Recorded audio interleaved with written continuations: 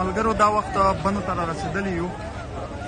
بنو کې آزاد منډۍ نه واخله چې آزاد منډۍ مخته ده او تر باقخیلو منډۍ پورې دغه لاندې چې کوم حال وینئ او کوم په مینه پښتانه راوتي دي همدغه حال دی ټول مخته چې دغه لاره به ټوله 15 کیلومتره ځای به وي خو په دغه لاره باندې دغه خلک د روډ غاړې لاندې میدانونه دغه ټول ډک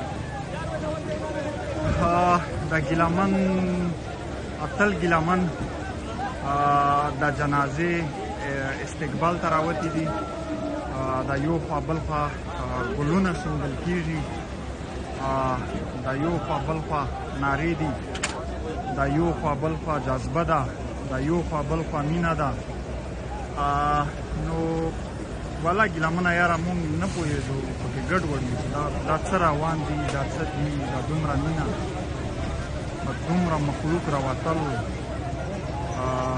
پکې ګډوډ یو نه یې شو دغه شی مونږ لا ایمیجن کولی. نو دغه حال دی په موقع بنو کې یو به داسې ورو ورو حرکت کوو، خلک ډېر زیات دي دلته چې کوم استقبال کوونکي راوتي دي. نو دغه د کیمرې سترګه یې نه رانیسي ټوله.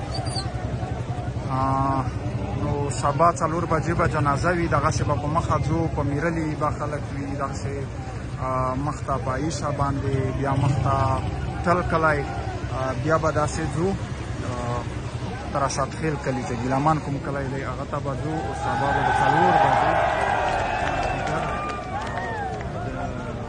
جنازه وي د اتل شهید ګیلامن شهید. ملګرو یو خوا بل خوا ملي بیرغونه دي، یو خوا بل خوا د افغانیت نارې دي، یو عجیبه شانتې